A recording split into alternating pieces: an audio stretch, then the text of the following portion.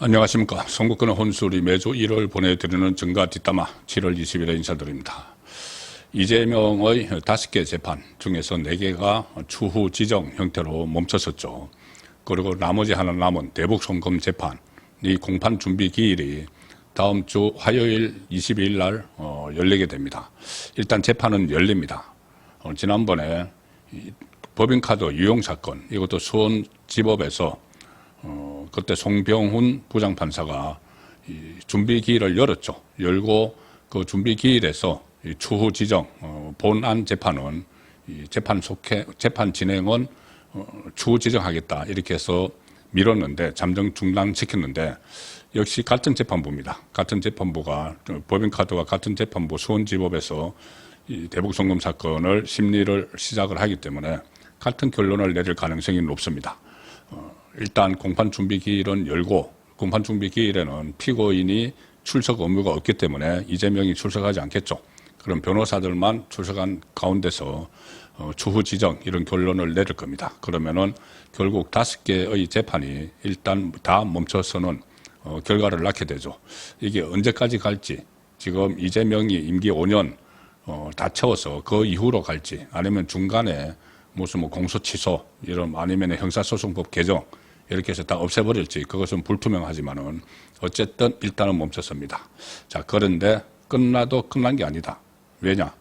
이 재판, 그 법정에서의 재판은 멈춰 세울 수 있을지 몰라도 법정 밖에서, 장 외에서 사실상 이재명에 대한 재판이 이루어질 수 있다. 재판과 같은 효과를 낼 수 있는 그 이벤트가 벌어질 수 있다는 생각을 하게 되는 일들이 최근에 민주당 발로 나왔습니다.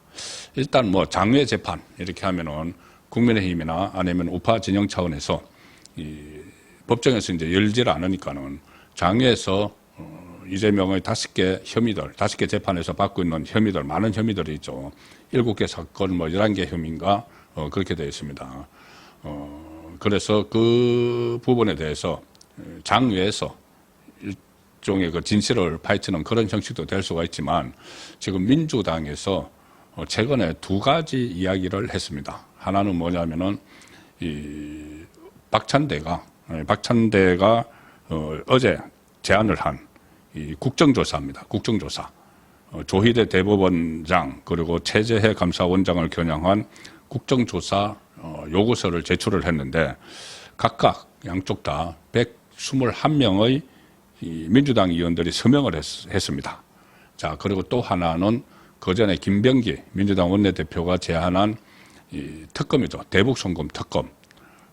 대북송금이 이미 이 재판이 진행 중인데, 또 하나 이하영의 재판은 끝났고 이재명의 재판은 이제 곧 또 멈췄을 텐데, 이것을 특검을 하자고 주장을 했습니다. 그런데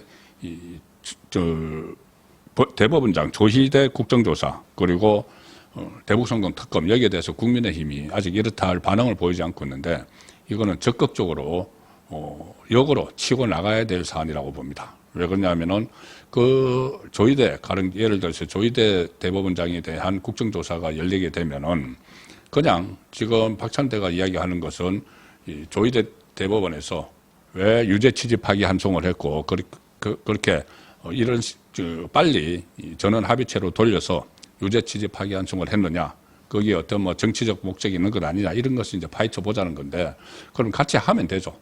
그렇게 하면은 어차피 정인이나 참고인들을 불러야 되고, 그러면은 사실상 그 절차, 대법원의 절차, 그러니까 12명의 이 대법관 중에서 10명이 유죄 취집하기에 한송에 그 동의를 하고, 단 2명만이 거기에 대해서 반대 의견을 낸 그 상황을 살피다가 보면은 왜 그것이 유죄 취지로 파기환송할 수밖에 없었는지, 이재명의 혐의가 1심에서 징역 1년, 집행유예 2년이 나왔고 2심에서는 무죄가 됐지만 대법원은 왜 이걸 유죄로 결정을 했는지, 그리고 이것이 혼란을 피하기 위해서 미리 대선 전에 선고 날짜를 정한 이런 사유까지 전부 다 설명을 하게 되면은 이재명의 그 유죄 심정이 더 굳혀지게 되는, 자, 그런 상황이 벌어질 수가 있습니다. 증인들과 참고인들 불러서 이렇게 그러니까 국정조사에 정인 참고인들이 나오죠.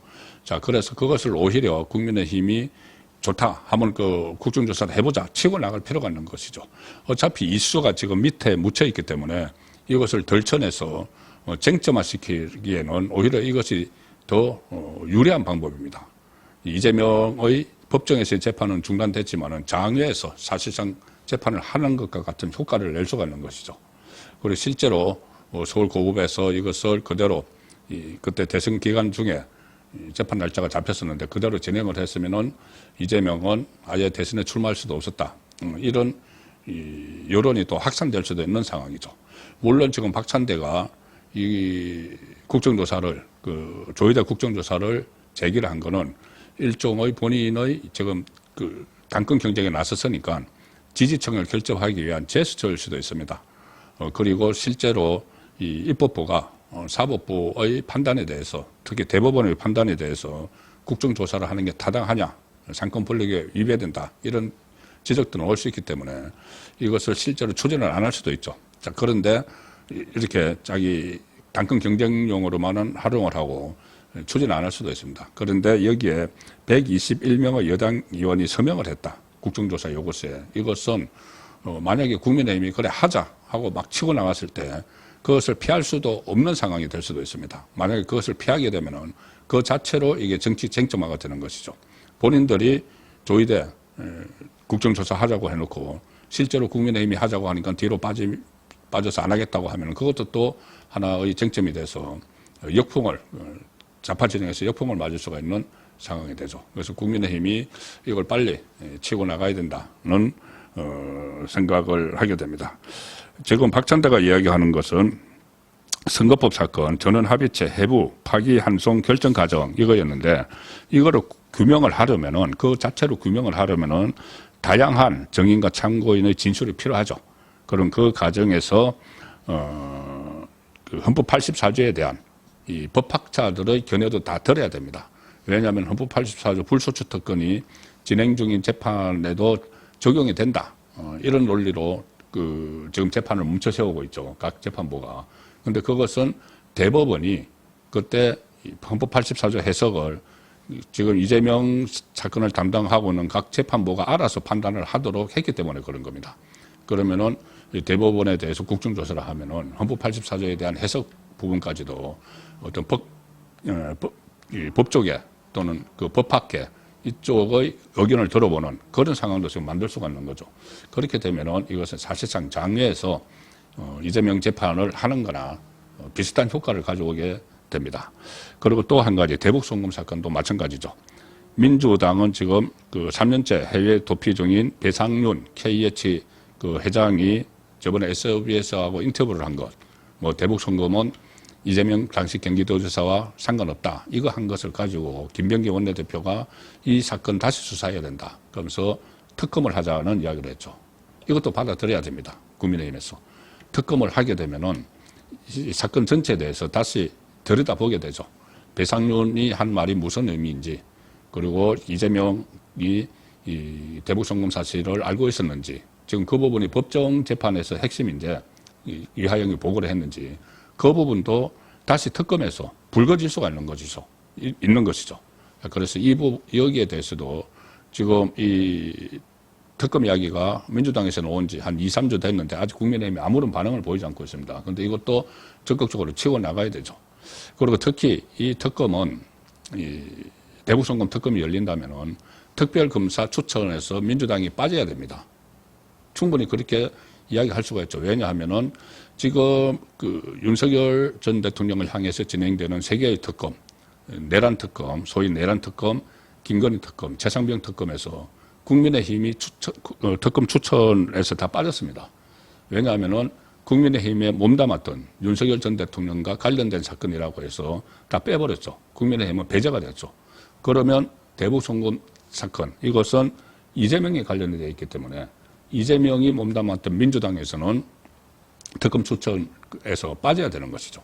그러면 국민의힘이 이 특검을 추천을 해서 이 대북 송금 사건을 다시 파헤칠 수 있는 그런 계기가 됩니다. 그러니까 이 과정에서 물론 민주당이 다수당이라서 뭐 국정조사도 그렇고 특검에서도 그렇고 주도권을 쥐게 되겠지만 지금처럼 이 사건이 묻혀있는 아예 묻어버리는 대북송금도 이제 곧 묻어버리겠죠. 그리고 이 선거법 대법원에서 유죄 취지 확정 판결까지 한 그 선거법도 묻어버리고 있기 때문에 묻어버리고 있는 상황보다는 이것을 덜쳐내서 다시 이수화를 하는 것이 훨씬 이 전국 주도권을 잡는 데 유리하다는 이야기입니다. 특히 대북송금 사건은 공범인 이하영이 이미 대법원에서 7년 8개월 확정 판결 받은 게 있고 또 대법원에서 유죄 취지 파기 함송을 또 한 선거법도 이미 1심에서 유죄 그리고 대법원에서 유죄 이렇게 했기 때문에 이것이 공론화돼서 법정 밖의 장외에서 장외 재판 형식으로 벌어진다고 해도 이 진실이 그전에 법원에서 했던 쪽으로 흘러갈 가능성이 높죠. 그래서 이 두 가지는 반드시 국민의힘이 역으로라도 제안을 해서 빨리 현실화 시켜야 된다. 자, 그리고 국민의힘 지금 현재 상황에서는 아주 사분이 오열되어 있죠. 사분이 오열되어 있어서 이걸 추진하기 어렵지만은 어쨌든 전당대회 날짜가 8월로 잡혔고 전당대회에서 새 지도부가 들어서면은 이걸 먼저 추진을 해야 됩니다. 그리고 장외에서 사실상 이재명을 재판을 하는 그런 분위기를 한결을 시켜야죠. 이것뿐이 아니고 다른 여러 가지 방법이 있습니다. 그런데 물론 이 국정조사나 대북송금 특검은 아마 민주당이 국민의힘이 역으로 치고 나오면 발을 뺄 겁니다. 그러면은 묻어놨던 재판 이야기들이 다시 나오기 때문에 그렇지만 그 발을 빼는 그 부분에 대해서도 민심에게 국민에게 이런 사실을 알리면 전후 과정을 설명을 하고 하면은 민주당 정권이 지금 역풍을 맞을 수밖에 없는 그런 상황입니다. 그래서 이재명에 대해서 좀 장애 재판을 열 수 있는 방법이 조희대 국정조사, 대북송금 특검을 전격 수용하는 그런 방법을 택하면은 판사가 중단을 했던 이재명 재판이 법정 밖에서 사실상 열리는 그런 효과를 가져올 수 있다는 생각입니다. 그리고 이것뿐이 아니고 어쨌든 이재명 정권 들어서서 보수 우파 개멸 작전이 펼쳐지고 있기 때문에 거기에 맞대응하는 유일한 수단은 이재명의 재판 리스크입니다. 이것을 여러 다양한 방법을 동원을 해서 계속 부각을 시켜야 되는데 조희대 국정조사와 대북송금 특검은 오히려 민주당이 들고 나왔기 때문에 이것은 역으로 충분히 공략을 할 수 있는 지점이다. 그렇게 보입니다. 정가 뒷담화였습니다.